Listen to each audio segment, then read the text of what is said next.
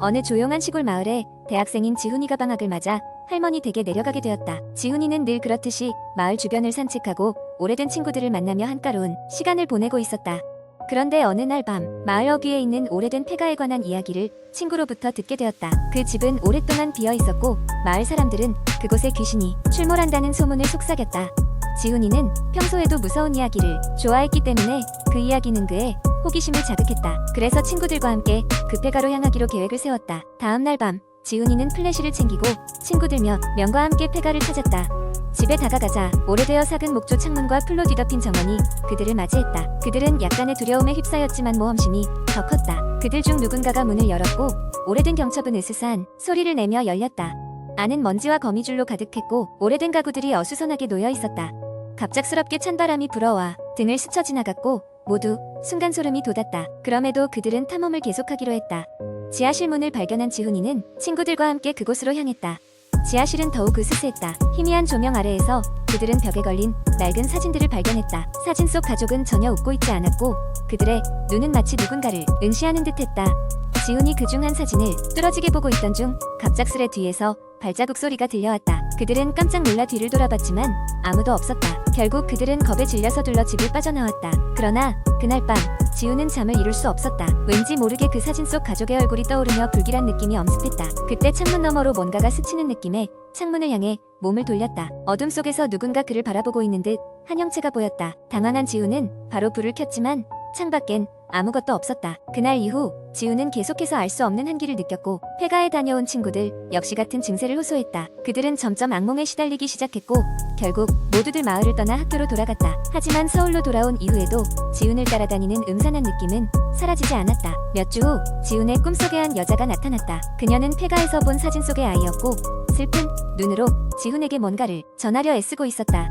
아침에 일어난 지훈은 전에 없던 찝찝함의 사진 속 가족의 뒷이야기를 알아보려고 다시 마을로 내려갔다. 할머니에게 그 집에 대한 이야기를 듣자 지훈은 놀랄 수밖에 없었다. 그 가족은 예전에 비극적인 사고로 그곳에서 사라진 사람들이었다는 것이다. 그들의 죽음은 마을에서도 비밀에 붙여져 있었고 아무도 그 이유를 정확히 알지 못했다. 할머니는 지훈에게 2번 다시 그곳에 가지 말라고 당부했다. 지훈은 더 이상 귀신을 두려워하지 않기로 결심했다. 그는 할머니의 권유에 따라 그 가족을 위해 작은 제사 지내고 다시는 그 폐가에 가지 않았다. 시간이 흘러 지훈과 친구들은 악몽에서 벗어났다. 마치 그 가족이 그제서야 평온을 되찾은 듯했다. 종종 그 폐가가 생각날 때마다 지훈은 슬픈 미소를 지으며 그 날 밤의 경험을 되새기곤 했다. 그곳에 있던 존재들이 이제는 편안히 잠들었으리라 믿으며. 2번째 이야기. 어느 조용한 시골 마을에 준호라는 이름의 한 청년이 살고 있었습니다. 준호는 평범한 대학생으로 방학을 맞아 고향에 내려와 있던 중이었습니다. 마을은 산과 들로 둘러싸여 있었고 시간이 멈춘 듯한 고즈넉한 분위기가 특징인 곳이었습니다. 줄곧 도시에서 공부하던 준호에게 시골에서의 생활은 매우 조용하고 안까로운 시간의 연속이었지만 어느 날 밤 그는 우연히 인터넷에서 마을 근처에 있는 귀신의 숲이라는 곳에 대한 글을 읽게 되었습니다. 그 글에는 옛날 어느 날 이 숲에서 비극적인 사고사가 있었다는 이야기와 함께 그 후로 숲을 지나는 사람들에게 기이한 현상이 일어난다는 소문이 담겨 있었습니다. 소문의 내용은 다양했습니다. 늦은 밤 숲을 지나가면 어디선가 발자국 소리가 뒤따라온다거나 희미한 웃음소리가 들린다는 이야기, 숲속에서 이상한 그림자가 보인다는 등의 이야기들이었습니다. 호기심 많은 준호는 사실 여부를 확인하고 싶었습니다. 그는 평소 오컬트를 흥미롭게 여겨왔기에 종종 이런 이야기를 접하면서도 긴가민가 하다가 이번 기회에 직접 탐험해보기로 결심했습니다.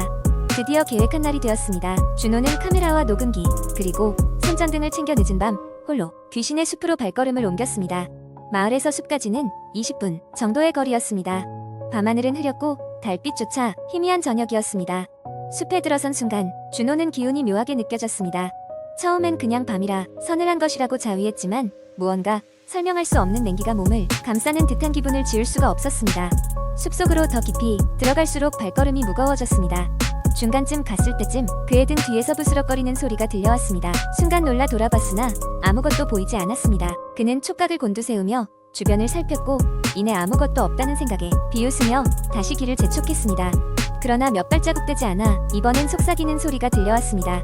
분명 누군가의 목소리였지만 온 사방에서 들리는 듯한 착각을 불러일으켰죠. 그 순간 준호는 손전등을 들고 소리가 난 방향을 비추어 보았습니다. 하지만 역시나 아무것도 보이지 않았습니다. 혹시 녹음기에 소리가 잡혔을까 하는 생각에 재빨리 장비를 확인했지만 녹음기에는 잡음만이 가득했고 아무런 실체가 되는 소리는 녹음되지 않았습니다. 이상한 느낌의 등골이 서늘해졌지만 그는 이대로 포기할 수 없었습니다. 더 깊숙이 들어가 보기 위해 숲 중앙을 향해 걸어가기 시작했습니다.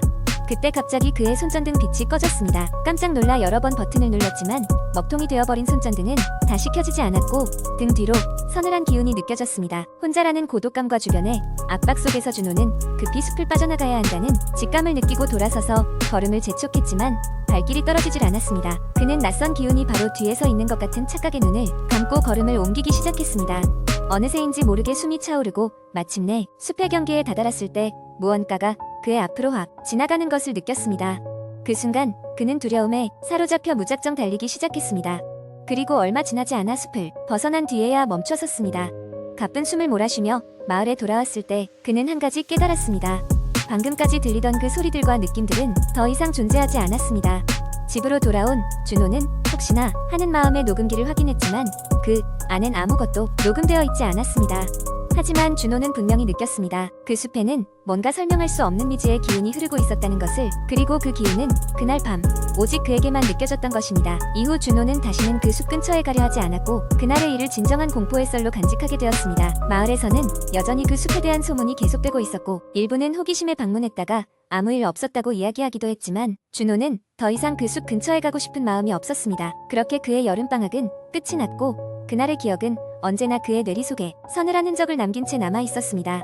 세 번째 이야기. 몇 년 전 한 무더운 여름밤에 5명의 친구들은 대학 동아리에서 계획한 캠핑을 가기로 했습니다. 그들은 외딴 산속에 위치한 작은 오두막을 빌려 도시의 번잡함에서 벗어나 자연과 함께 휴식을 즐기기로 했습니다. 이 오두막은 유명한 탐험가가 만들어 놓은 곳으로 전설에 따르면 그가 산에서 사라진 이후 아무도 이곳에서 하룻밤 이상 머무르지 않는다고 했습니다. 저녁 무렵 그들은 산속 트레일을 따라 오두막에 도착했습니다. 오두막은 오래된 나무 판자로 지어진 조금은 음침한 느낌이 나는 곳이었습니다. 날이 저물어 해가 지자 그들은 오두막 안에 불을 피우고 저녁 식사를 준비하기 시작했습니다. 바람이 숲 사이로 불어오며 나뭇잎이 스치는 소리가 들릴 뿐 주변은 고요했습니다. 식사를 마친 후 친구들은 서로 모여 앉아 이야기를 나누었습니다. 자연의 고요함 속에서 속삭이는 소리가 들리기 시작했습니다. 처음엔 누구도 대수롭지 않게 생각했지만 시간이 지나자 그 소리는 점점 불길하게 들려왔습니다. 누군가가 나뭇잎을 밟고 걸어오는 것 같은 발소리와 함께 창문 너머로 섬뜩한 시선이 느껴졌습니다. 친구 중 한 명인 민수는 용기를 내어 밖을 살펴보기로 했습니다. 가스램프로 무장하고 문을 열자 차가운 바람이 그를 맞았습니다.